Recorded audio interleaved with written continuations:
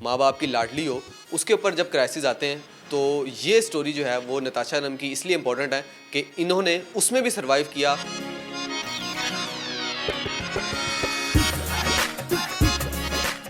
वो लड़की जो कि घर में खुद कभी खाना नहीं पकाती थी, उसने कितने सारे लोगों के लिए खाना बनाना शुरू किया।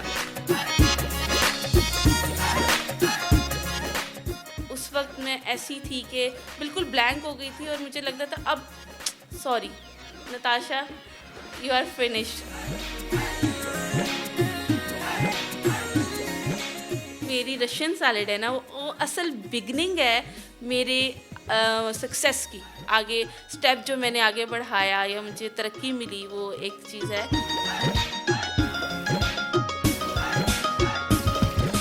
नेशनल पॉइंट की वीडियोस को लाइक करें, सब्सक्राइब करें और बेल आइकॉन पर ज़रूर क्लिक कीजिए ताकि हमारी आने वाली तमाम वीडियोस आप तक पहुंच सके। बिस्मिल्लाहिर्रहमानिर्रहीम। नेशनल पॉइंट से मैं हूं फरहान ज़फ़र। मेरे साथ नताशा अनम मौजूद हैं और इनकी जो लाइफ स्टोरी है बड़ी खूबसूरत है और जितनी भी ख़वातीन हमें देख रही हैं ख़ास तौर पे उनके लिए है। नताशा अनम जो हैं वो अपने घर की लाडली थी, अकलौती थी और ये ऐसी थी अपने घर में कि ये उठ के पानी तक नहीं पीती थी और माशाल्लाह अपने घर में फुल ऐशो आराम की ज़िंदगी गुजार रही थी। सडन इनकी शादी होती है और शादी के बाद जो है क्राइसिस इस तरह आते हैं, कोरोना का दौर आ जाता है। इनके जो हस्बैंड हैं उनकी भी जॉब चली जाती है और वेल एजुकेटेड हैं ये, और उनके जो हस्बैंड थे वो इतने पढ़े लिखे नहीं थे। तो आप ये देखें कि वो लड़की जो अपने घर में फुल ऐशो आराम की ज़िंदगी गुजार रही हो, जो माँ बाप की लाडली हो, उसके ऊपर जब क्राइसिस आते हैं तो ये स्टोरी जो है वो नताशा अनम की इसलिए इम्पोर्टेंट है कि इन्होंने उसमें भी सर्वाइव किया और ऐसी एग्जांपल सेट की कि अपने शौहर का जो है वो इन्होंने सहारा बनी और घर से पकाना शुरू किया, होममेड बिज़नेस शुरू किया। वो लड़की जो कि घर में खुद कभी खाना नहीं पकाती थी, उसने कितने सारे लोगों के लिए खाना बनाना शुरू किया और आप ये देखें कि आज माशाल्लाह इस मुकाम पे हैं कि वो क्राइसिस का दौर गुजार के ये अपना होममेड बिज़नेस जो है वो वेल इस्टेब्लिश कर चुकी हैं। मज़ीद इनकी कहानी क्या है, इन्हीं की ज़बानी सुनते हैं। अस्सलाम वालेकुम। वालेकुम अस्सलाम। बहन, ससुराल में तो आजकल लड़कियां आती हैं, आजकल की लड़कियां वो तो बड़े नखरे करती हैं। वो बताती हैं कि भाई हम तो घर में ऐसे पल बढ़ के आए हैं और थोड़ा बहुत काम करना पड़ जाए तो परेशान हो जाती हैं। एक वो फेज़ कि आपको आपके शौहर जो हैं वो आप कहती हैं कि वो भी इतने एजुकेटेड नहीं थे, आप माशाल्लाह एजुकेटेड थी, वो भी आपने उसको सेक्रीफाइस किया उसके ऊपर भी। उसके बाद जब कोरोना आया, आपके हस्बैंड की जॉब चली गई, तो फिर जब आपके ऊपर पड़ गई सारी चीज़ें, वो कैसे सोचा कैसे कि खाना बनाऊँ इतने सारे लोगों को, वो कैसे जज्बा आया? सबसे पहले तो सबको अस्सलाम वालेकुम।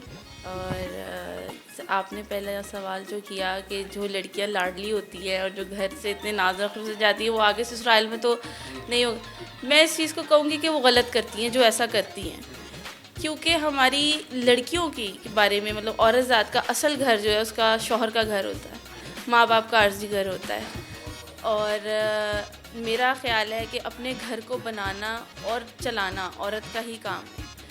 और अगर आप इसको ज़िम्मेदारी से और मतलब उससे नहीं करेंगे दिल से, तो फिर वो आपको पता है आजकल फिर और भी मामला उसके साथ बहुत ज़्यादा हैं, डाइवोर्स वगैरह आपके सामने हैं, इस तरह के मामला बहुत बढ़ गए हैं। तो पहली चीज़ तो ये कि इसके पीछे सबसे बड़ी चीज़ ये थी कि शुरू से ही मतलब कुछ करने की चाह थी कि लाइफ में कुछ करना चाहती हूँ।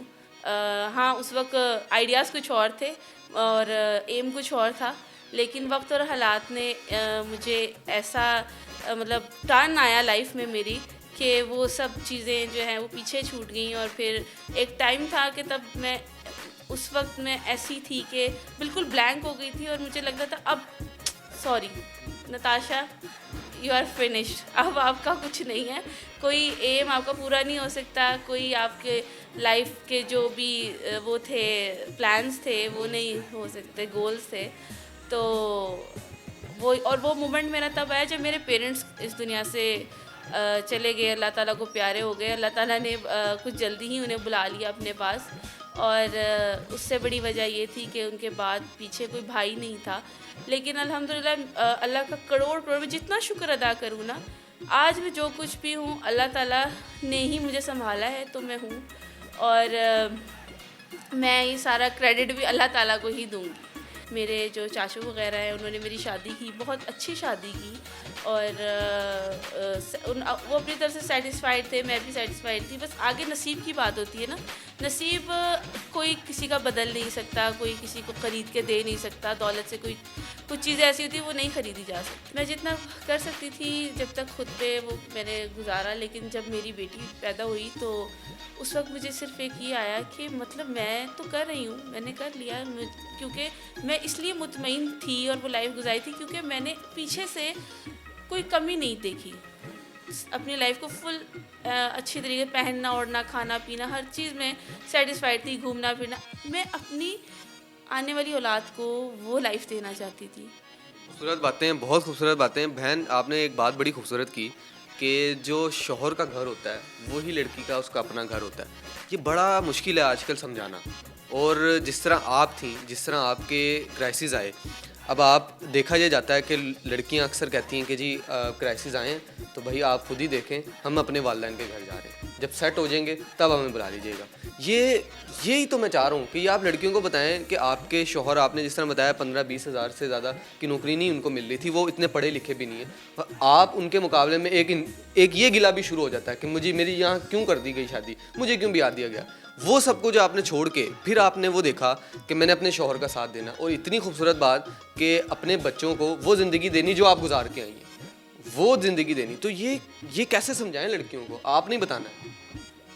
मैं इस बात को ज़रूर अप्रिशिएट करूँगी। देखें, तालीम उनकी कम होना एक अलग रीज़न है, लेकिन एज अ हस्बैंड वो बहुत अच्छे हैं, हमेशा से सपोर्टिव रहे हैं और केयरिंग रहे हैं। उनकी एक कमी को मैं बाकी चीज़ों पे भारी नहीं होने दे सकती। तो सबसे मैं समझती हूँ, मैं बहुत खुशकिस्मत हूँ कि मुझे ऐसा शौहर मिला जिसने मुझे, हालांकि वो इस चीज़ को कहते थे मुझे अक्सर कि मैं तुम्हारे काबिल नहीं हूँ या तुम मुझे डिज़र्व नहीं करती थी। तो मैं ना उस वक्त मेरा अंदर से एक वो होता था और उनके भी आंखों में ना पानी आ जाता, लेकिन उनको फ़ील नहीं मैंने कभी उन्हें दिया कि हाँ मैं ये और मैं वो और आप यूँ ना। तो ये ज़रूर मैं कहूँगी कि जिसके साथ ज़िंदगी गुजारनी है, मियाँ बीवी एक गाड़ी के दो पहिए ऐसे ही नहीं कहा गया, और एक जिस्म दो जान ऐसे नहीं कहा गया। अल्लाह ताला के नज़दीक सबसे खूबसूरत रिश्ता मियाँ बीवी का है और सबसे खूबसूरत अमल निकाह है। तो जब आप निकाह में आ जाते हैं तो ज़िंदगी आपने उसके साथ गुजारनी है।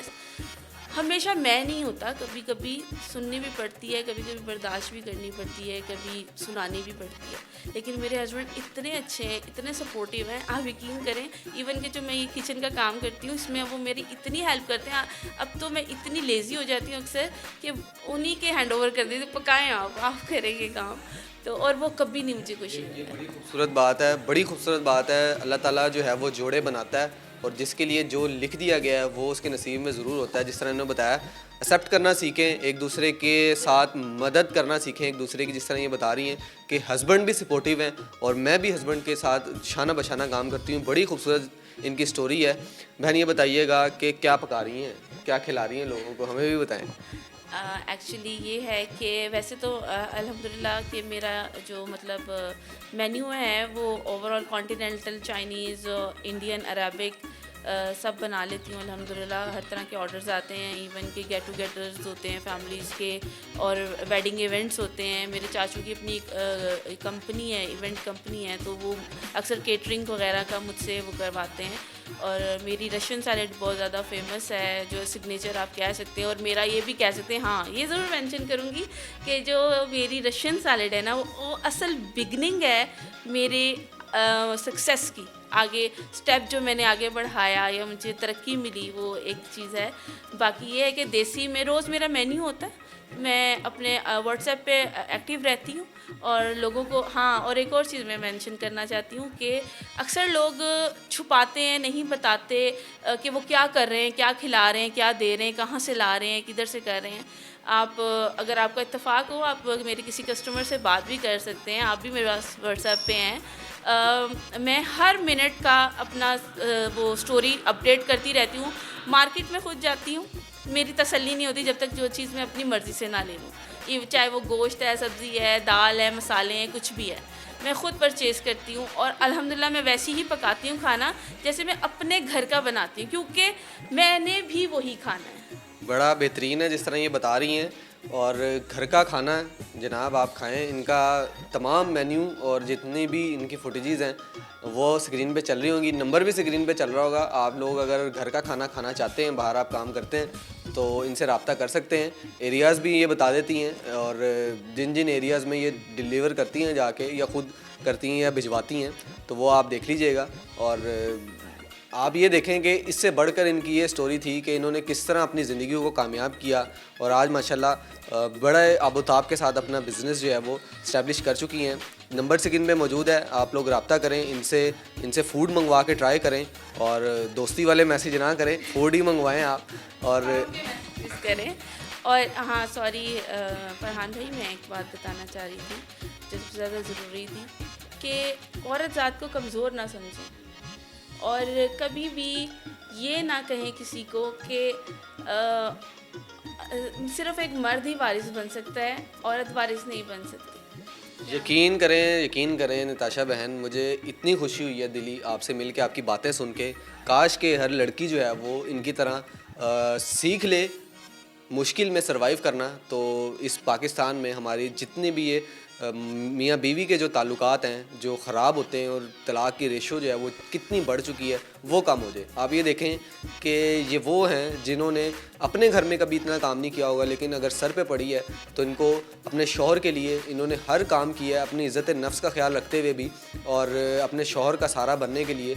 और ये इतनी खूबसूरत बात इन्होंने की कि लड़की का जो असल घर है वो उसके शौहर का घर ही होता है। ये चीज़ जो है वो समझाना आजकल की लड़कियों को वो बहुत ज़रूरी है और इसीलिए इसी तरह से अपने घर बचाए जा सकते हैं, अपने घरों में खुशहाली आ सकती है। नताशा अनम की जो स्टोरी थी वो बहुत खूबसूरत स्टोरी थी और अब हम रिक्वेस्ट ये करेंगे आप लोग इनसे जो फूड है वो एक दफ़ा ज़रूर मंगवा के ट्राई करें, क्योंकि ये घर में बनाती हैं, साफ़ सुथरा खाना बनाती हैं और मार्केट में इनकी अच्छी रेपुटेशन भी मौजूद है और जितने कस्टमर हैं वो इनसे सेटिस्फाइड हैं, खाना मंगवाते हैं। इनके जो मेन्यू के फुटेजेस हैं वो भी नज़र आ रही होंगी आपको, जो ये बना रही हैं वो भी आपको नज़र आ रहा होगा और इनका जो नंबर है वो भी स्क्रीन पे मौजूद है, आप लोग रब्ता कर सकते हैं। सदर के एरिया के जितने करीब के लोग हैं वो तो बड़ी जल्दी इनसे मंगवा सकते हैं। बाकी दीगर जितने लाहौर के मुख्तलिफ एरिया के लोग हैं, अगर वो परमानेंटली इनसे खाना मंगवाना चाहें किसी ऑफिस में तो वो भी ये मुहैया इनको कर देंगी। बहन आखिर में कुछ मैसेज देना चाहिए? आखिर में सिर्फ ये कहना चाहती हूँ, अपनी मुश्किलों को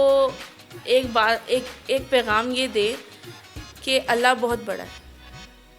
कभी भी हार ना माने, यकीन पुख्ता, ईमान पुख्ता रखें और अल्लाह पर यकीन रखें। कुछ भी नामुमकिन नहीं है जब तक आप हिम्मत और जस्तजू नहीं करते। मेरे काम की भी यही वजह थी कि एक वक्त था मैं बैठी थी घर में, मेरे पास काम नहीं था, लेकिन जब कुछ नहीं था तो अल्लाह ही याद आया और कोई नहीं था उस वक्त, कोई दोस्त, कोई हमदर्द, कोई सपोर्ट, कुछ नहीं था। तो सिर्फ अल्लाह ताला का साथ था और मैंने अल्लाह ताला से दुआ की ईमान और यकीन के साथ और अल्लाह ताला ने मेरी वो बात सुनी और मुझे कामयाबी दी।